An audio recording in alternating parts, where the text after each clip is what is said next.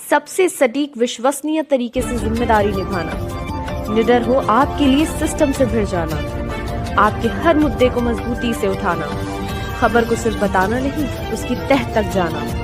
आप देख रहे हैं सहारा टुडे। चलाता है साथियों, इन सरकारों ने, भाजपा की सरकार बुलडोजर की सरकार नहीं, यह आतंकवादियों की सरकार है। अपनी आवाम को गुलाम बनाकर रखा है। ऐसी सरकार का समय आ गया है अब खत्म होने का। बहुजन समाज पार्टी में एक राष्ट्रीय स्तर की टूट होने जा रही है और वो टूट बड़ी खतरनाक होने जा रही है।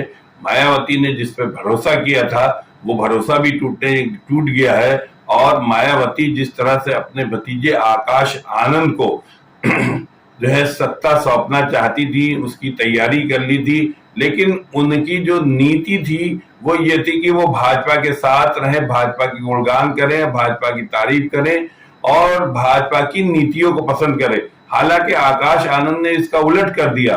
वो जैसे ही आते साथ ही उन्होंने भाजपा में तीखे हमले किए, इतने हमले कर दिए कि मायावती हैरान हो गई, परेशान हो गई और मायावती को कुछ नहीं सुझाई दे रहा कि हम करें तो क्या करें।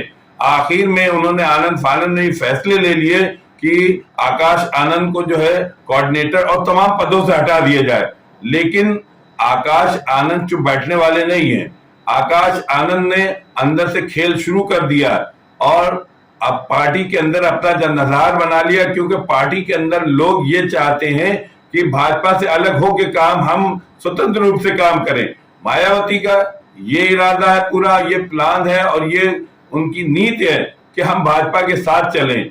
आकाश आनंद भाजपा को पानी भर भर के कोस रहे हैं, मुंह भर भर के कोस रहे हैं और तीखे हमले कर रहे हैं, लेकिन मायावती इसको अब बर्दाश्त नहीं कर पा रही, इसीलिए उन्होंने पदों से हटा दी। हालांकि आकाश आनंद का वो देखिए, एक वीडियो हम दिखाएंगे आपको कि कितनी तरह गरज रहे हैं, बरस रहे हैं। चलाता है साथियों, इन सरकारों ने, भाजपा की सरकार बुलडोजर की सरकार नहीं, यह आतंकवादियों की सरकार है।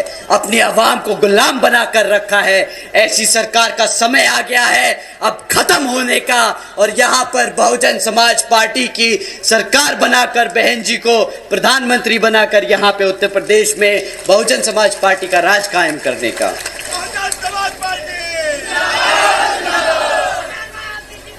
साथियों, अगर हमारी बात थोड़ी ज्यादा छुप गई हो और इलेक्शन कमीशन को लगे कि हमें तालिबान नहीं बोलना चाहिए था या भाजपा को आतंकवादी नहीं बोलना चाहिए था, तो हम उनसे दरख्वास्त करेंगे कि यहां उतर के आके देखें और गांव-गांव में घूमें और पता करें कि यहाँ के जो बहन बेटियां हैं, जो हमारे युवा हैं, वो किस हालत में जी रहे हैं। वो खुद समझ जाएंगे कि जो हमने कहा वो गलत नहीं, वो सत्य है, वो सच है, वो हमारी आवाम आज जी रही है। साथियों, रोजगार पर एक और टिप्पणी करी थी आदरणीय प्रधानमंत्री जी ने। उन्होंने कहा था कि भाई सरकारी नौकरियां नहीं है तो क्या हुआ, सरकारी नौकरियां नहीं है तो क्या हुआ, भाई पकोड़े तो तल रहा है ना, वो भी तो रोजगार है। अब आप ही बताइए, इतनी पढ़ाई लिखाई कराकर अपने बच्चे को आप पकोड़ा तलवाएंगे क्या?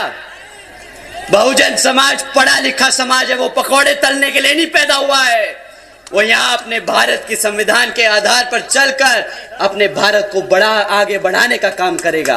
बहुजन समाज पहला सवाल लटकाए, इतनी तेज धूप में आप हमें यहाँ सुनने आए हैं। हमारी माताएं बहनें जो आज इतनी बड़ी संख्या में यहाँ मौजूद हैं, हमारे सभी युवा साथी जो आज इतनी गर्मजोशी के साथ यहाँ मौजूद हैं, हमारे सभी बड़े बुजुर्ग, हमारे सभी संत, आप सभी को तहे दिल से धन्यवाद कि आप इतनी कड़ी गर्मी में हमें सुन रहे हैं, तो आपको तहे दिल से धन्यवाद। भारतीय जनता पार्टी पर, लेकिन मायावती बहुत सॉफ्ट है। दूसरी तरफ देखिए, मायावती किसी से कुछ नहीं करना चाहती, किसी को नहीं बोलती है। यहाँ तक पूरे चुनाव हो गए, पूरे चुनाव में वो नहीं बोली है किसी के खिलाफ। क्या वो अगर हमले करती हैं तो वो सिर्फ और सिर्फ इंडिया गठबंधन पे हमले करती हैं, लेकिन भाजपा समर्थित एनडीए पे हमले नहीं करती हैं। अब क्या वजह है? हालांकि इसका नुकसान इन्हें हो चुका है, इनका जनाधार कम हो चुका है। इन्हीं सब बातों से ये जो दोरखी पॉलिसी, इसकी वजह से मायावती को बहुत परेशानी। लेकिन हाँ, ये है कि आकाश आनंद जो है बहुजन समाज पार्टी में एक बड़ी टूट करने जा रहे हैं, जो मायावती के लिए आखिरी टूट होगी और पार्टी एक और बहुत बड़े बिखराव की तरफ जो बची है, थोड़ी बहुत जो बची है, वो भी बिखराव में चली जाएगी।